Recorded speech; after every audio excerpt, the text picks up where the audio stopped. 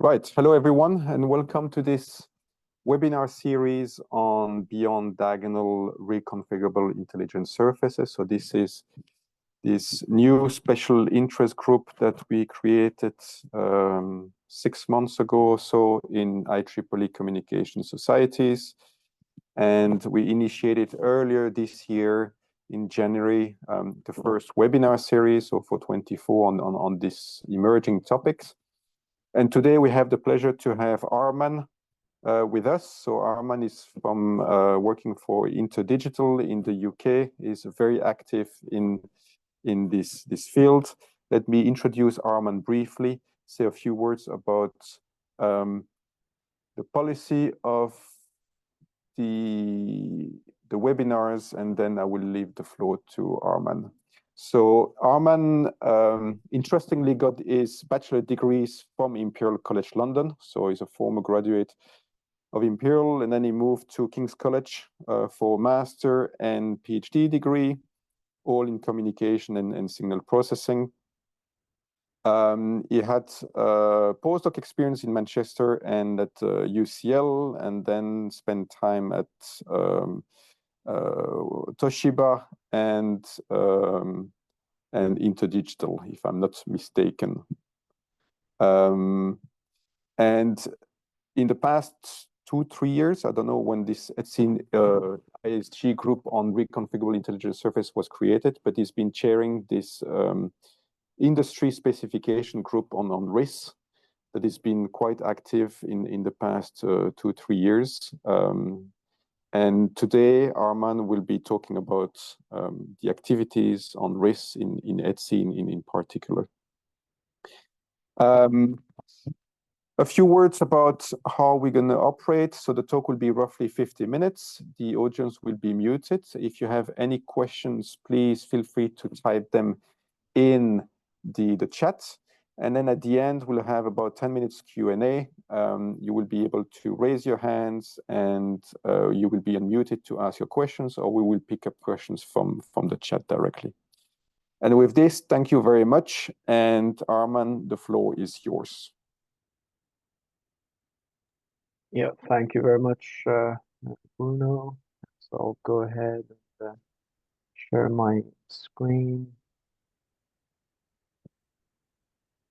So hopefully you can see my slides. Yes. Okay, perfect. So thanks again, Professor Clerks, for that nice introduction. It is a pleasure to be here with you today to discuss some industry perspectives on the topic of RIS, but also dive into some of the work that has been done in standards. As Bruno mentioned, I am chairing this ETSI industry specification group on RIS. That will be the main topic of today, and I'm also very pleased to be acting as vice chair of this special interest group on beyond diagonal RIS. In terms of agenda for the talk today, so I will first give an introduction to ETSI and in particular the research and standardization activities that is happening in ETSI around 6G. I will then move on to giving a view as to how RIS has been perceived and worked on within the industry, and then we'll dive into some of the work that has taken place within ETSI around the topic of RIS, and then I'll conclude with some key takeaways. So I assume the audience here is mostly from academia. So I will warn you, I don't have a single equation or figure, but I will try to do a good job of covering the work that has been done in industry, including many of the links and pointers to where those specific technical information can be found. So we'll begin to give an introduction about ETSI and 6G.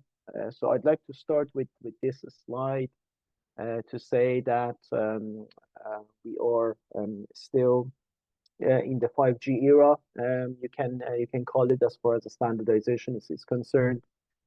And whilst we know there is going to be a 6G, for example, ITUR has provided the framework and draft guidelines for the IMT 2030 systems that the standardization bodies will now need to follow. But there is no consensus on what those technologies will include. However, it is never too early to consider the impact that research could have on the standards. And in particular, especially historically, this has been the other way around, where research results have been essentially too late to impact the standards. So whilst we are, obviously still working on 5G in the standards domain, there are already several candidate technology trends for 6G that I'm sure everybody's aware of. I'd also like to point to the ETSI technology radar, which is a committee that looks at global trends around ICT, and a very latest version of this report came out in December of last year. And you can see the names of some of those technology trends that are captured in this report. And we'll touch on some of these in the next slides. This is a slide which I have taken from Bernard Barani from DG Connect when he was at the post. Essentially highlights the importance of understanding the window of opportunity for research making impact onto standards. So if you look at the timelines here, we are already doing some initial channel modeling work, for example, in 3GPP, and the official studies on 6G will begin in release 20, so in about less than 18 to 20 months.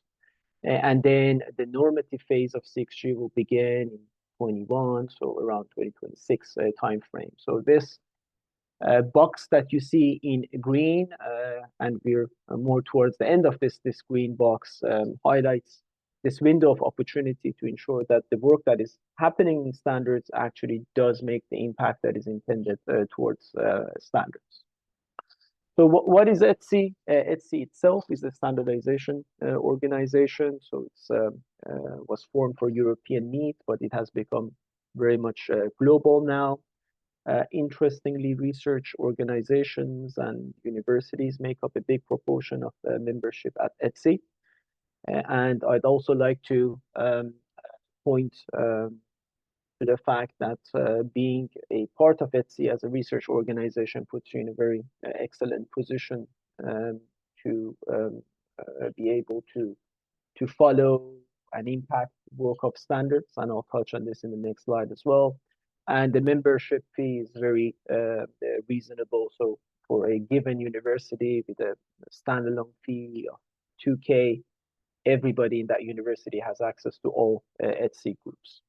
So I just wanted to mention this as well, if this is of interest. Now, ETSI has different ways for creating standards, including different vehicles, if you like. And one of these vehicles is what we call Industry Specification Group, or ISG. And this is a very good tool for developing early standards work, so stemming from research projects. You can indeed produce deliverables out of these ISGs in a matter of a month. It has been used for many successful standards efforts, so millimeter wave, NFV, Edge, AI. So all of these have had ISGs focused on these topics. They're open to both ETSI and non-ETSI members, and again, importantly for researchers, as you will actually see firsthand in the case of ISG-RIS, can take up official positions as chairs and vice chairs, become rapporteurs of the deliverables, and ultimately drive the work of ETSI. So the table on the right that you see is a list of all the ISGs in ETSI today. And in particular, we have in the last 2-3 years, so starting with RIS and then followed by terahertz and then followed by ISAC, we've got these 3 ISGs that you can consider them as beyond 5G ISGs. So for the rest of today, obviously we'll focus on the topic of RIS, but happy to provide views in case of questions for the other ISGs as well. In this section, I'll try to cover the industry perspective for RIS as a whole, so not limited to ETSI, and then we'll dive into what we've done on the ETSI front. So let's begin by the question of why reconfigurable intelligent surfaces. So as you know, coverage and energy consumptions are both key challenges that operators are facing for commercialization of 5G. There has been a lot of solutions in standards, including in addition to deploying cells, to have things like relays and repeaters. So relay, 3GPP terminologies, integrated access and backhaul, and a relay with some smart behaviors called the network control repeater or NCR. So whilst these solutions are specified, they are not viable for deployment in many scenarios.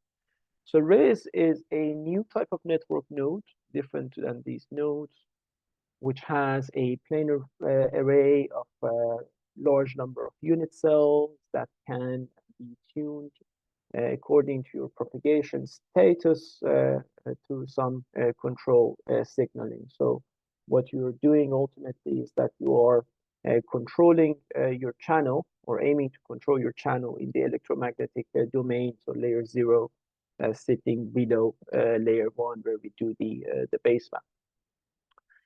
Another key characteristics of RIS is that it can be implemented using mostly passive components, and at least certain variants of RIS do not require RF or baseband processing. And then this leads to considerations around it being a flexible, low cost and energy efficient deployment solutions over other solutions that we have. So these capabilities of RIS ultimately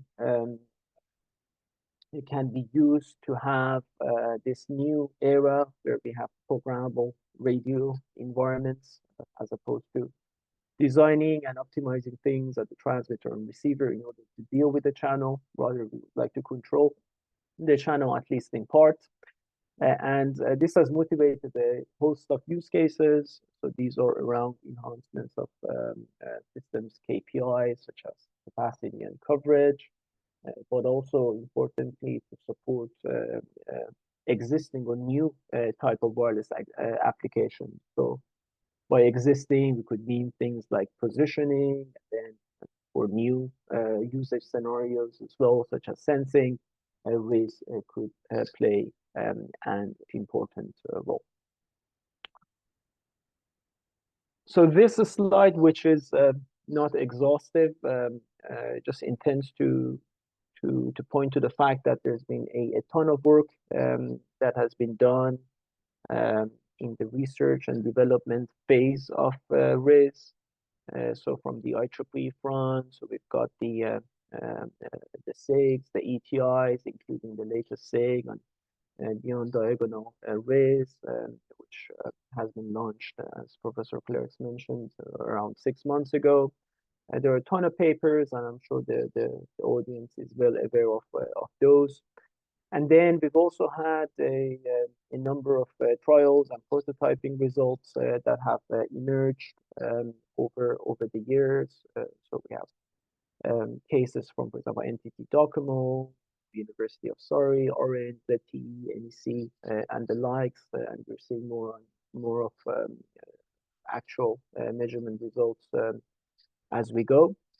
There's also been a significant investments within Europe, but generally globally, on research projects focused on this topic, and I've put in the logos of some of these projects from the 5G PPP as well as the 6G SNS phase.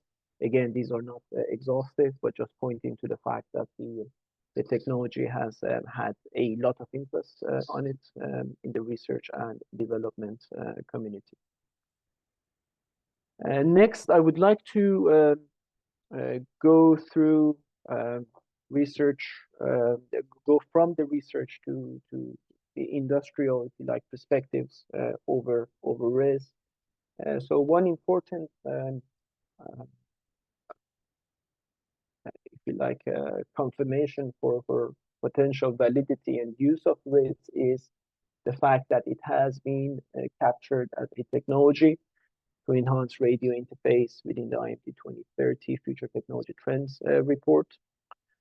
Then we had, even before release 18, so this was 2-3 years ago, some initial proposals in 3GPP, some of which I've highlighted here.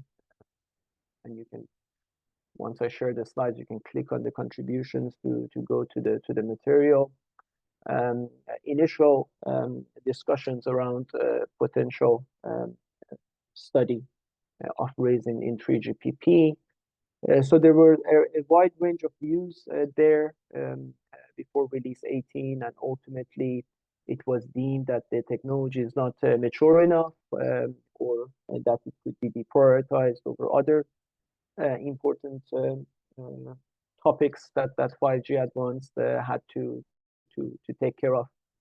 And then importantly, out of the discussions, there was a new study item, and then some normative work as well in release 18 around what I touched on, called network controlled repeaters. So these are very different to RIS, as we discussed. They're a completely different deployment scenario.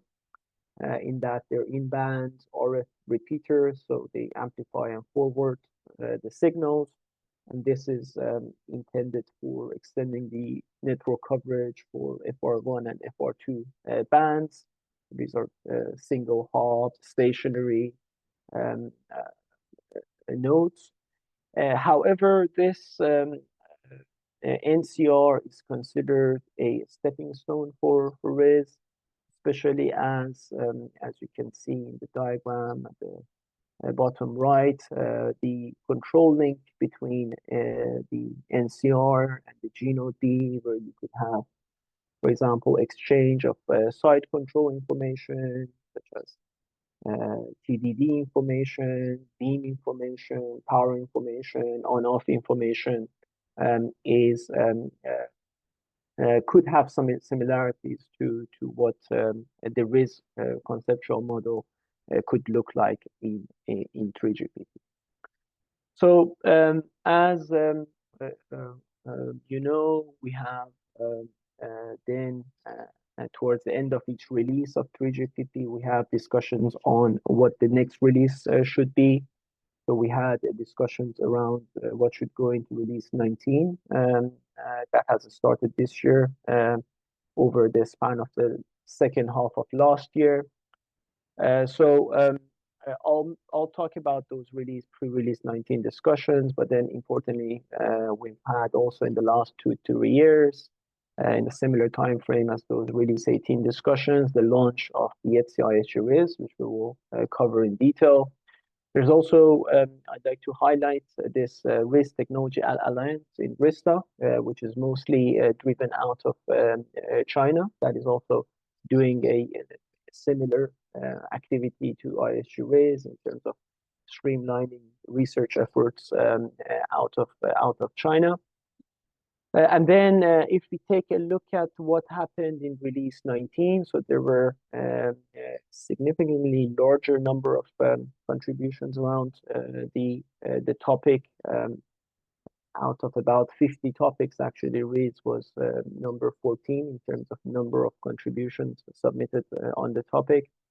So there were a lot of discussions over the span of last year, and I have summarized the 3GPP TSU Rancher summary here, that whilst we had a reasonable interest in RIS, especially a good interest around starting with a channel modeling study phase, due to the significant interest around two other topics, which are ISAC and FR3, the decision was made not to include RIS in the release 19 work package. So then with that, RIS, we can still consider it to be in the pre-standards phase, as 3GPP is not going to be looking at it directly in the current release 19. So next, I will move into giving you an overview of ETSI ISG RIS, and hopefully the technical information in terms of what we've done would be of interest to the audience here. So why did we launch this group? I think I've already touched on this in the previous slides. This was a first ETSI ISG on a beyond 5G topic, if you like, and it was established with the intention to streamline European research activities together with global initiatives in order to pave the way for future standardization of the technology. So very much what I highlighted at the beginning, providing a platform, a forum for research to make an impact on standards. So we launched this group with key stakeholders from operators, vendors, universities, and governments. And in fact, today, we've got just under 60 members involved in ISG RIS, and you can see a good mixture of operators, vendors, manufacturers, but also very importantly, key universities and research institutes that are driving the work of ISG RIS. The ultimate mission of the group is to break this linkage between research pre-standards to standards to market, which, as I mentioned, historically has not been quite there. The work that we do is complementary to the work that is happening inside and outside ETSI, and we've established relationships with groups of interest to ensure a broad industry adoption. So the group is chaired by myself, and we have vice chairs, Professor Marco Di Renzo and Richard Leo from ZTE, and we have our technical officer from ETSI, Madeleine. This a link here, ETSI, our group, is the committee page for ETSI ISG RIS, which you'll find all the deliverables that I'll be talking about next. So I'll be sharing the slides. You can also Google it, it should come up. So then when we launched ISG RIS, we had this vision to have 3 releases. And I won't go into these in detail for the sake of time, but ultimately I'll be covering next what we did in release 1, which was exploration and gap analysis, and what we're doing in the second release, which we call a specification framework. So we officially launched the group in September of 2021. Our aim was to explore RIS and its application across the wide spectrum of use cases and deployment scenarios, and identify any specification needs that may be required. So the way that ETSI works is similar to all other standards. So it is the work is driven by members through contributions that are submitted to meetings, and the work progresses or gets done through what we call consensus-based approach. We had exactly 20 meetings in the first phase of ISG-RIS in those 2 years, and we had received more than 500 technical contributions, the work of the group then led to the publication of these 3 ETSI deliverables. So these are informative standards documents we call GR, or group report in ETSI. So if you're familiar with 3GPP, that's the equivalent of a TR, technical report, in 3GPP. And these are on use cases, deployment scenarios and requirements, technical challenges, impact on architecture and standards, and communication model, channel models, and evaluation methodology.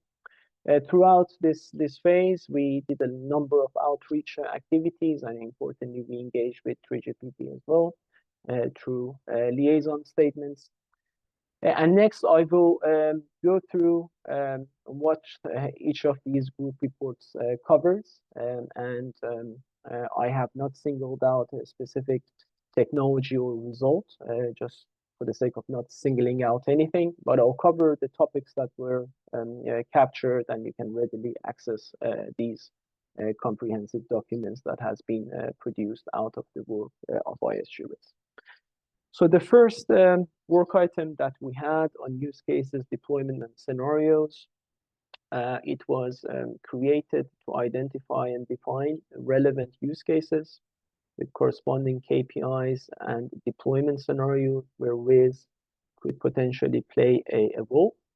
And then importantly, potential requirements that are needed for interoperability with existing and upcoming wireless technologies, and aspects around system and link, spectrum coexistence, and security were just some of the things that were captured. In terms of going into a little bit more detail of what we captured, so importantly, standards in particular, definitions are very important, and even the terminology RIS is something that was discussed a lot and was pushed, and this for very good reason, that it's called Reconfigurable Intelligent Surface. So this GR further defined what a RIS is, what is its structure, whether you're using materials or you're using reflect arrays, the hardware design, the operating mode, which would be one or several of things that can happen in the electron AM domain, and the operating frequency in terms of FR1, FR2, but we also looked at briefly at sub-terahertz and terahertz, and then the duplex mode for operating in FDD, TDD, or full duplex. And then we had the definition of use cases. So these are around things that I already highlighted. So improvements to existing KPIs, such as coverage, spectral efficiency, beam management framework, but also to support things such as positioning, localization, and power transfer. And then based on these use cases, the GR captures the deployment scenarios that you could have for RIS, so indoor, outdoor, and hybrid, and the type of deployment for RIS that you can have. And then another important topic is that how do you facilitate the dynamic control signaling for RIS, the centralized approach, distributed approach. There is a section on autonomous RIS. There are sections on UE controlled RIS. And then finally, the GR captures the requirements in order to provide some insight into, for example, what are considerations from a regulatory point of view, interoperability point of view for deploying RIS in practice. And then we had a second work item, also again published, available publicly. And in this one, we looked at what are some of the technological challenges that are associated with deployment of RIS, and this still remains one of the big challenges with RIS. Here we analyze the potential impacts on the network architecture, the architecture of the device itself, the protocol architecture, the signaling and controlling architecture, and the GR also provides a gap analysis in terms of what are the requirements and potential impact and specifications that are required to support RIS as a new feature into the system. So here in this GR, we looked at the deployment scenarios, the controlling types, the capability aspects of the RIS, the complexity aspects, regulation. And then we dive also into these technological aspects that I mentioned. So the functional module, the RIS device, the surface, the microcontroller, the internal architectures of how you would be able to design RIS. And there are some sections here on beyond diagonal type architectures, including fully connected architectures that you can take a look at. The fabrication methods for RIS, so different ways of designing them. What are some of the considerations in terms of cost, delay, performance?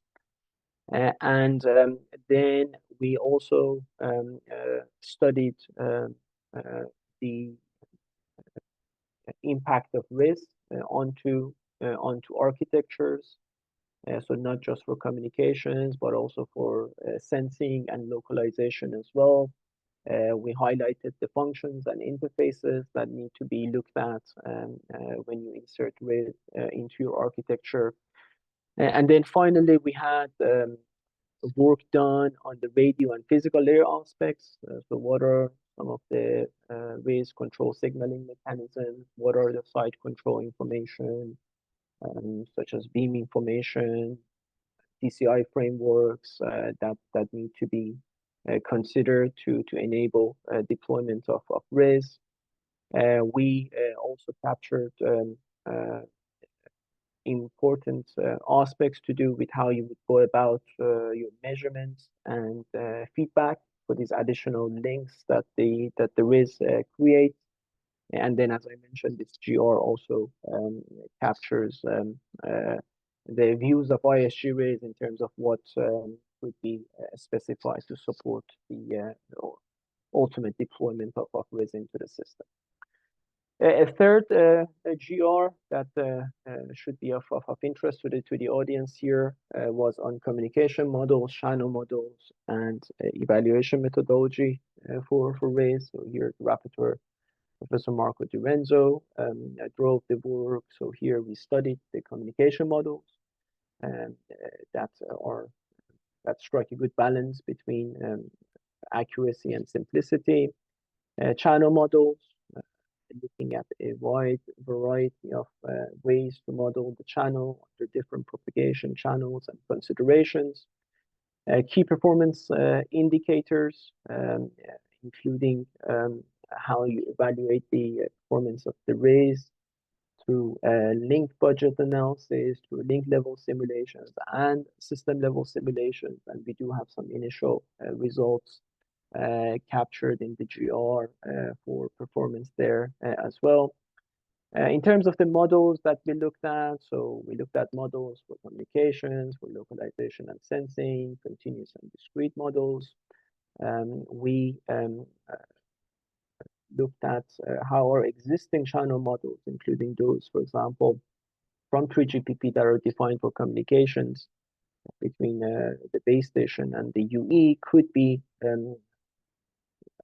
modified to incorporate for the impact of RIS.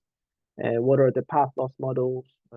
So specific to far field, but also then the generalized near field based models. Then other aspects were around bandwidth of influence and how you would actually capture the effect of these unwanted emissions. The element modeling, so all of these was captured in the channel modeling section. We also captured some of the ways that you could perform channel estimation for RIS, including some reference scenarios, the cascaded and separated models. And as mentioned, we also defined the KPIs and the evaluation methodologies and some design parameters proposed by companies in order to evaluate the performance of the RIS in the system. So then moving on to the second release of ISG RIS, which started October of last year. So we got the approval from the IEEE Director General in consultation with the board in June of last year. So in the second release, we are looking at maintaining the first set of deliverables, the 3 GRs that have been published or under maintenance, and also to continue the technical work to the next level of detail towards, again, paving the way for future standardization of RIS. And we have created in this second release 3 additional work items that I will, similarly to the ones that have been completed, I will touch on where we are with these work items. So we'll go over them one by one. So we have a work item on implementation and practical considerations. So now that we've defined the use cases, deployment scenarios, gaps in specs and technological perspective, in the first set of deliverables here, we're interested in providing some insights from implementation and practical considerations for RIS.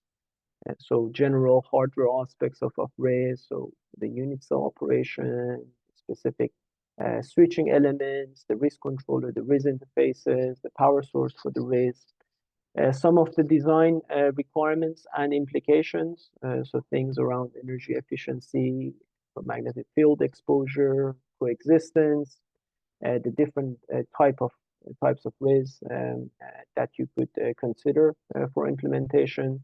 And here we're also capturing some early trials and measurement results. And this GR is also doing some cost analysis in terms of what is the device cost, complexity, deployment cost, and also comparing it to other deployment solutions. So we are currently in the draft stage of this GR, and we have a publication target of around August of this year, if we make good progress. And the other 2 GRs that we have in this second release, so we have a new GR called diversity and multiplexing of RIS-aided communications. So very much the focus of the first set of deliverables were in utilizing RIS towards some of those use cases that we highlighted here. So here we're looking at some of the impact that the RIS could have in the air interface, especially a MIMO-based system, including how could RIS be used towards diversity and spatial multiplexing schemes, and what are some of the considerations that we should have in terms of what the impact is. So here in this GR, we're looking at the principle, the general channel characteristics for a RIS-based MIMO system, the use cases and deployment scenarios. And then in terms of diversity schemes, we're looking at the number of potential diversity schemes in terms of time diversity, frequency diversity, polarization diversity, and antenna diversity. And then we're also taking a look at some of the multiplexing schemes, such as SDMA. What are some of the considerations for channel estimation, CSI acquisition, if you're doing a MIMO-based transmission with the aid of the RIS. And they're also looking at some of the other possible utilizations of RIS, including things like beamforming and antenna selection. So this GR is also being worked at. It's in a draft stage, and we are also going to publish the GR this year around September timeframe. And finally, we have a 6th work item so a third one in this second phase. And here, this work that is led out of Primary is looking at multifunctional RIS. So we've captured in the existing GRs already, obviously, this multifunctional RIS on a high level. So this GR is going into a little bit more detail into what are some of the specific aspects that you might consider when you're talking about multifunctional RIS, so things like signal, channel model, protocols, deployment, resource allocation, performance analysis. And so far, the work is being done on these three multifunctional RISs, a STAR that I'm sure everybody's well familiar with, but also reflecting with sensing capabilities and reflecting with computing capabilities. The target publication here is again September of this year, but these are nominal dates, just FYI.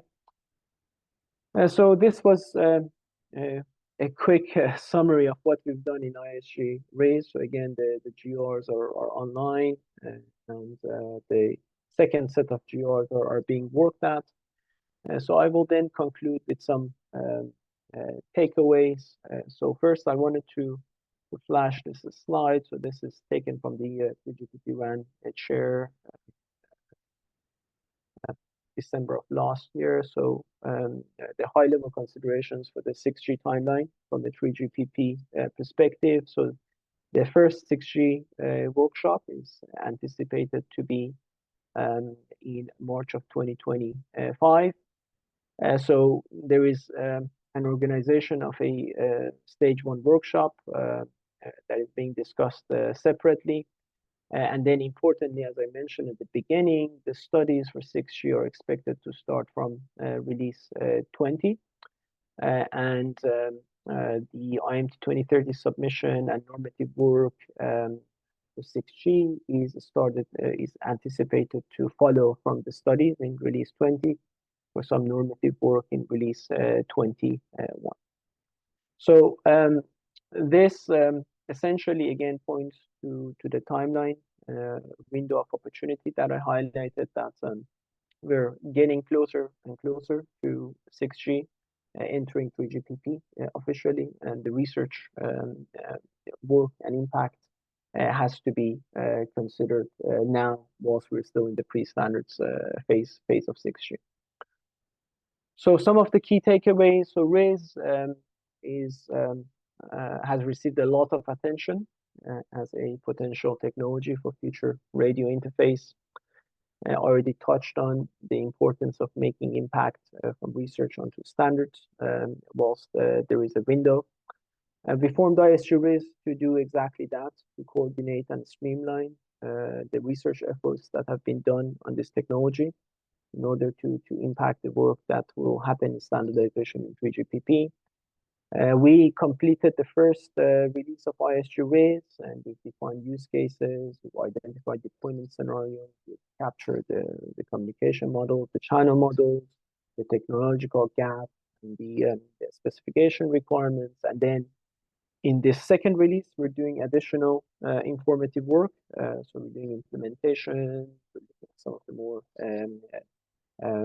focused schemes. We're looking at what are some of the considerations if you consider multifunctional RIS, and again with beyond diagonal RIS as a new architecture of RIS. A lot more work is needed to capture, to understand what are the benefits, what are the limitations, what are the requirements from a standards point of view. And I will end by encouraging academics, researchers, representatives from EU projects, national projects, that they are most welcome and encouraged to join ISG RIS. And please don't hesitate to reach out to me if you'd like to learn more about how to become a member in ISG RIS. So with that, I'm happy to take any questions that the group might have. Thank you very much, Arman, for the excellent talk. Any questions from anyone? I don't see, let me check the chat. I don't see any questions in the chat. Maybe I can start while we're waiting for questions. So you mentioned you had 500 contributions. How does that work? Those contributions are submitted to 3GPP meetings, and then ISG is discussed as part of 3GPP meetings, or actually is a separate meetings that are organized? Or how is that? Yeah, that's a good question. So ETSI is separate from 3GPP. So ETSI is its own standards group. Within ISG-RIS, it's just like any working group in 3GPP, let's say round one. So the processes are the same, where you have meetings, and then companies have to come to those meetings having put their thoughts into written contributions. And at the meetings, there are discussions in order to try and reach consensus. So when I mentioned we've had 500 contributions in the first phase of ISG-RIS, these are contributions that were submitted and handled within ISG-RIS specifically, so within the group. So out of our 60 members that we have, and then these contributions through the process at ETSI, which is again consensus-based, have led into the publications of the three group reports that I mentioned, and a similar type of process is we're following for the second release of ISG-RIS. Did that answer your question, Bruno? Right. And those meetings are face-to-face meetings or online meetings? Yeah, so we have we started the group right after COVID. So we started off by purely online meetings in the first year, but since the second year and now in the third year, we started if you like, both online and face-to-face meetings. So we've got two types of meetings. We've got these plenary meetings. So those are hybrid, so you can attend in person or online. And then we have, those are every 3 months, I would say. And then we have technical meetings or working level meetings in between. And we're holding those online only. So it's a mixture of both right now. Okay, very good. We have a question from Mir asking, what is the state of the art in optimization algorithm convergence times?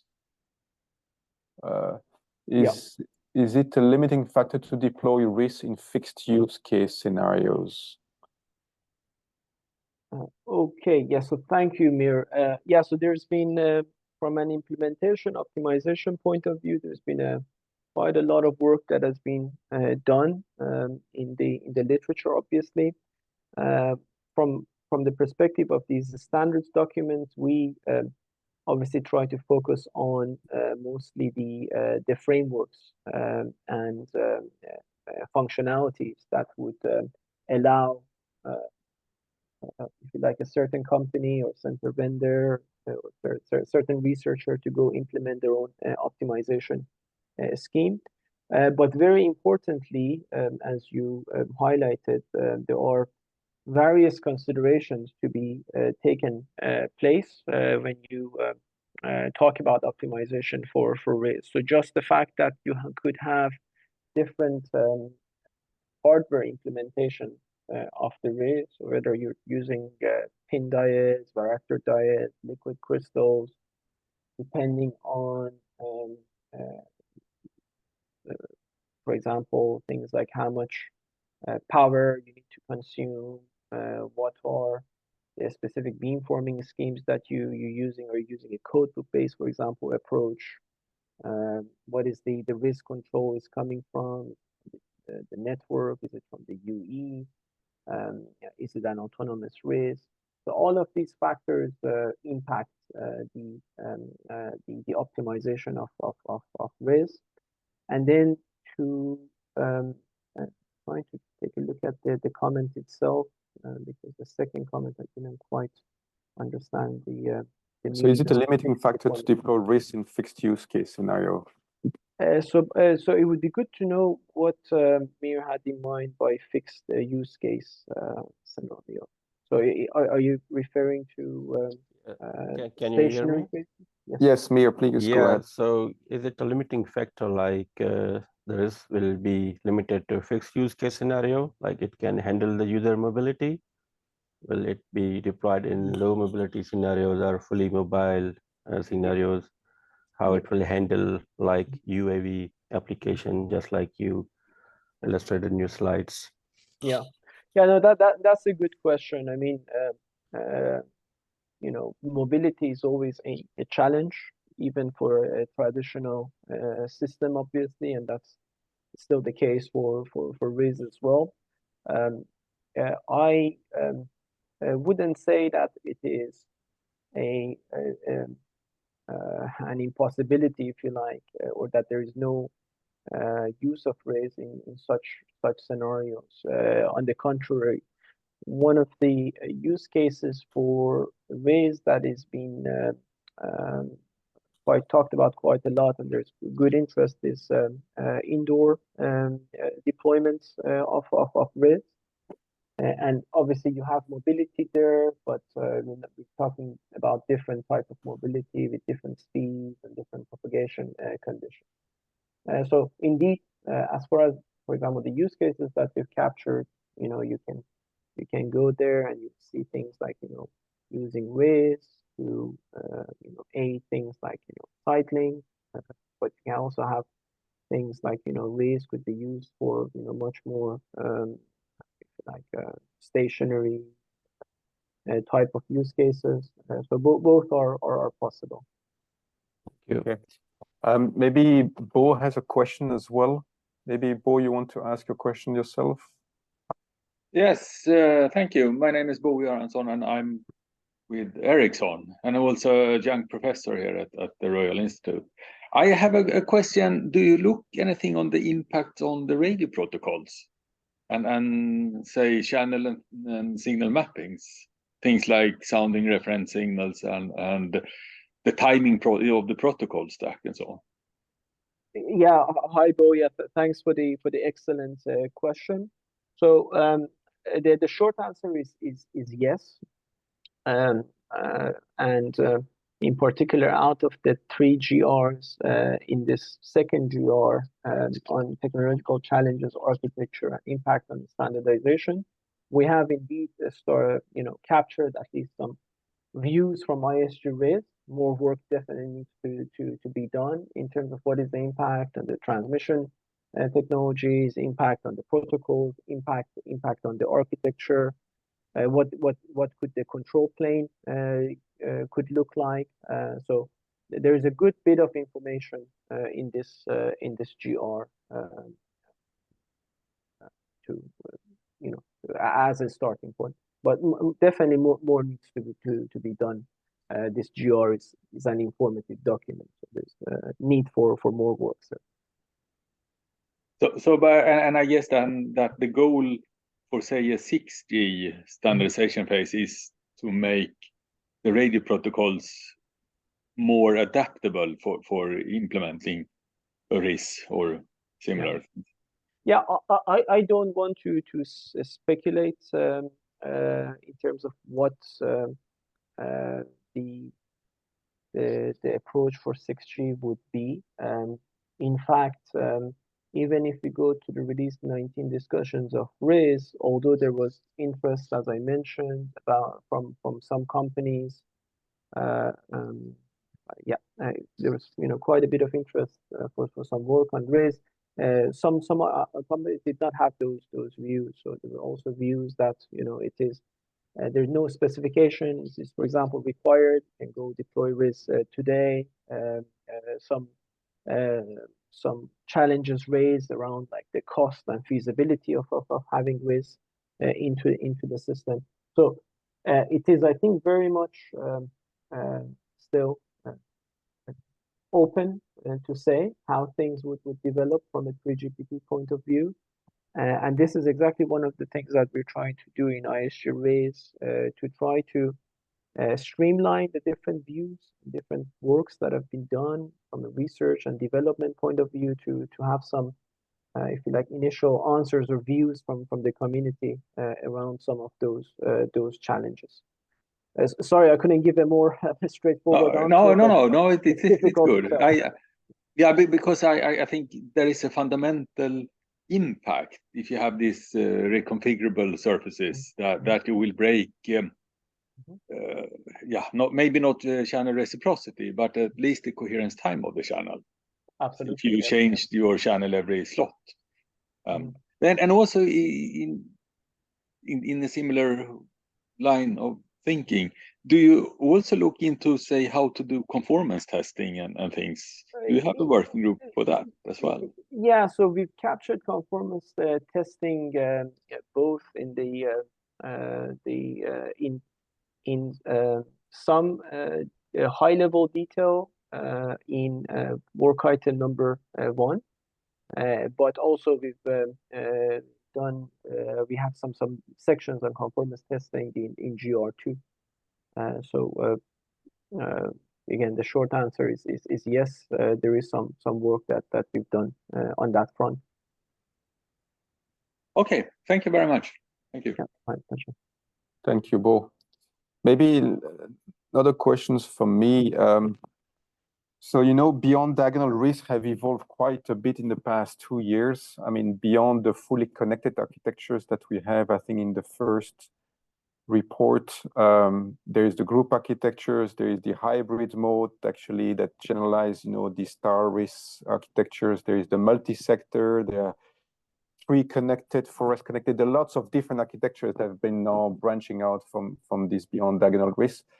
How do you see us contributing towards this ISG? Where do you think we could help to? Yeah, that's an excellent question, Bruno. Thanks a lot. So as I highlighted, these 6 work items, 3 of which that are published but are in maintenance phase, and then we've got 3 work items that are currently active.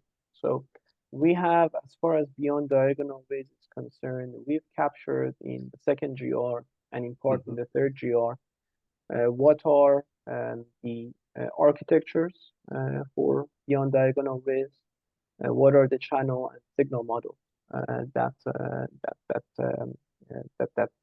this type of architecture introduces. But very much you and the researchers and then people from working on this topic are most welcome to engage with the work that is happening right now. So as an example, you might have some proposals around how you would go about optimizing or modeling a beyond diagonal based RIS for a certain application. And whilst you can always put that in the form of another paper publication, which is certainly valuable, the difference here is that we are streamlining that research language and we're trying to bridge that into 3GPP language, which, as you know better than I do, Bruno, it's very different to the research language. So this streamlining of the research into standards and capturing it in the form of these standards documents really then paves the way for that linkage between research and standards. So you could have something that you could then send to 3GPP, send to other SDOs to say, this is our view for this type of RIS application and this type of RIS architecture.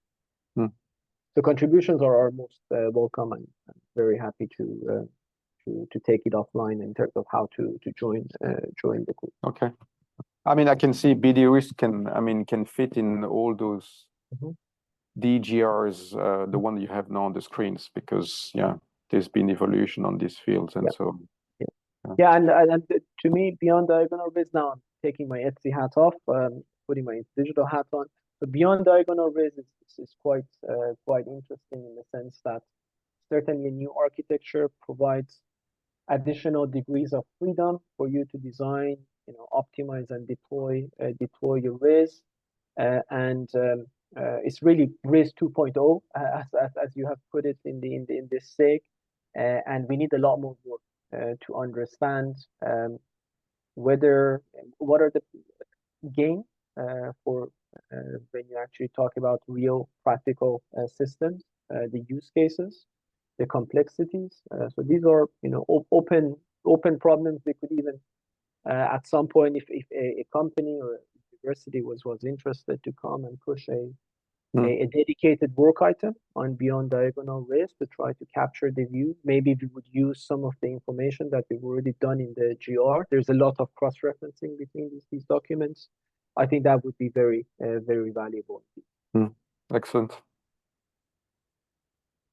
Great. I don't see any other questions in the chat or any hands raised. Bo, I guess this is your, you still have a hand raised, but I guess this is your previous question. Any other questions from anyone?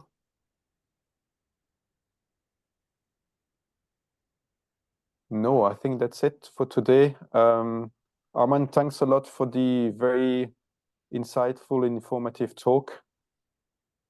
And Matteo, I think we'll see the next talk, I think will probably be in 2 weeks from now or so.